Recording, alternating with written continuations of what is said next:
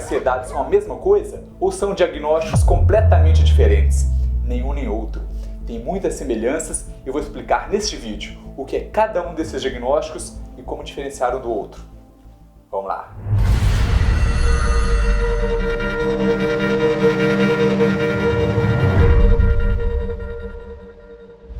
Oi pessoal, sou o Dr. Matheus e nos últimos anos tem aumentado bastante a procura de pacientes que me perguntam: doutor, eu tenho TDAH?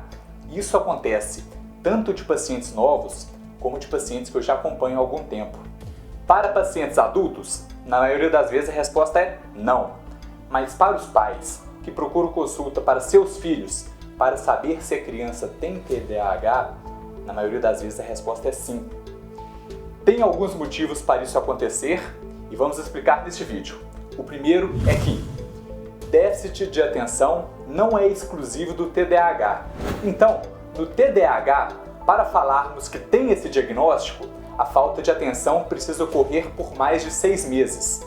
Nela, o paciente não consegue manter atenção a detalhes ou comete erros no trabalho ou escola, tem dificuldades em manter atenção em tarefas ou brincadeiras, aparenta não ouvir, não segue instruções e não finaliza para casa ou outros deveres, tem dificuldade em ser organizado, evita tarefas que requerem esforço mental, como para casa ou trabalho do escritório, perde objetos com frequência, facilmente se distrai por estímulos externos e, para ser TDAH, isso tem que se manifestar desde a infância e em mais de um ambiente, por exemplo, ocorrer na escola ou no trabalho e em casa. Mas tem outros diagnósticos que também comprometem a concentração.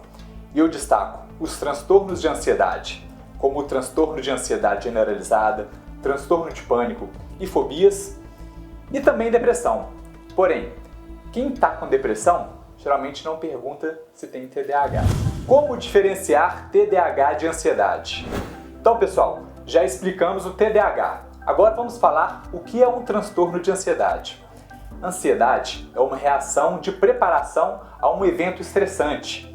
Se no lugar em que você está, você vê que tem algo inesperadamente pegando fogo, ou se de repente você vê uma cobra, você vai reagir.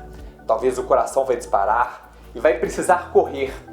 Se precisar, irá ter força para conseguir subir o muro e pode ser que consiga mesmo um muro em que em condições normais você não conseguiria. Tudo isso é possível com a ansiedade e essa ação do chamado sistema nervoso autônomo, que libera adrenalina, um hormônio responsável por essa reação de fuga ou luta. Se você tinha um trabalho para fazer que foi solicitado há um mês, mas você não fez nada e o prazo é amanhã, tem muita chance de hoje você ficar pilhado na ansiedade e conseguir fazer tudo.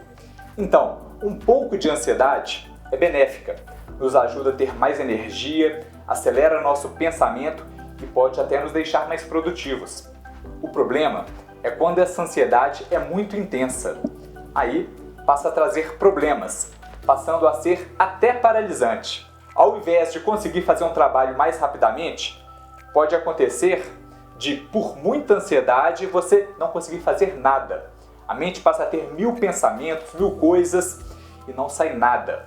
Ao invés de correr do quarto pegando fogo, a pessoa cai no chão desmaiada.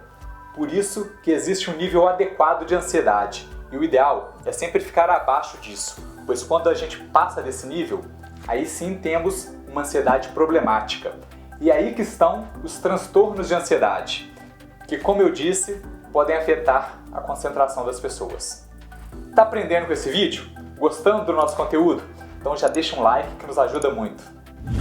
Diferenças entre transtornos de ansiedade e TDAH. Sintomas somáticos. Isso, pessoal, é o nome dos sintomas físicos que uma pessoa pode sentir, por exemplo, sentir o coração disparando, ou falta de ar, ou um aperto no peito, tremores.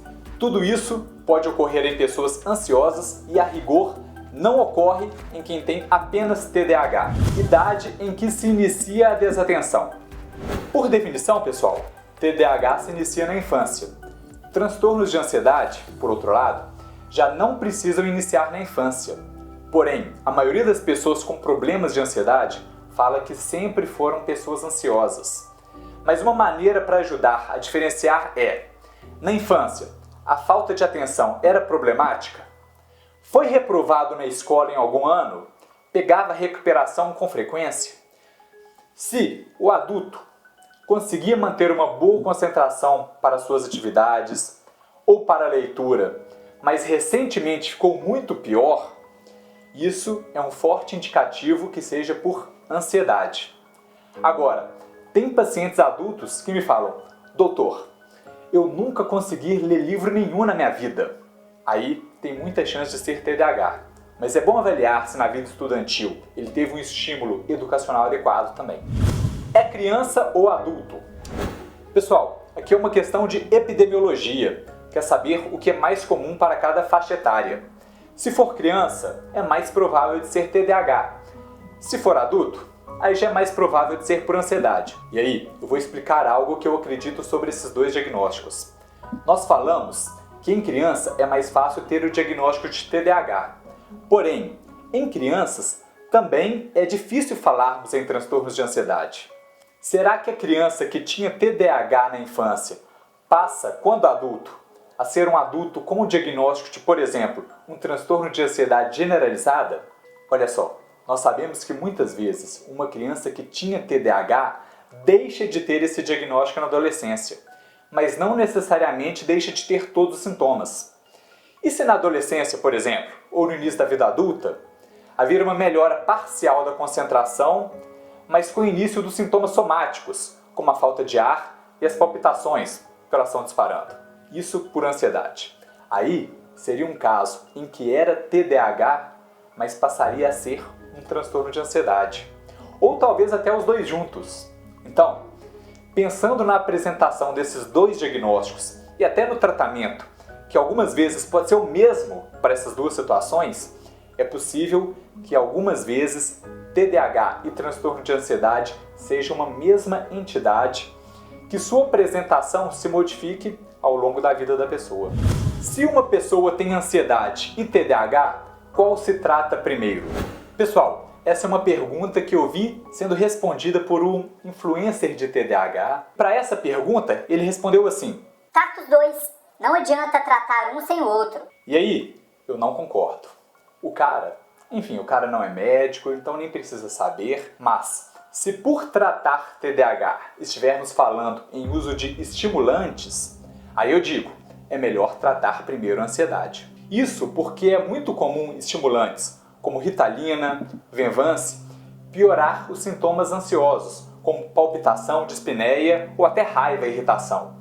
Por outro lado, no tratamento de sintomas ansiosos, como por exemplo usando um inibidor da recaptação de serotonina, além de melhorar os sintomas clássicos da ansiedade, pode até melhorar a concentração, o que também é um problema associado à ansiedade. Então, para quem tem sintomas ansiosos significativos, com também prejuízo da concentração, minha recomendação é: primeiro, trate a ansiedade.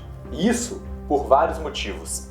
Além de ser uma possibilidade que talvez resolva tudo com apenas um medicamento ao invés de dois, é mais simples, com medicamentos de menor custo e também tem um menor risco de haver tolerância, que seria precisar de doses cada vez mais altas.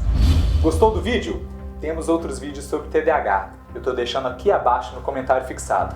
Se tiver dúvidas, só escrever aqui abaixo também nos comentários. Para se inscrever no nosso canal, clicar aqui nesse círculo aqui no meio. Então valeu pessoal e até o próximo vídeo.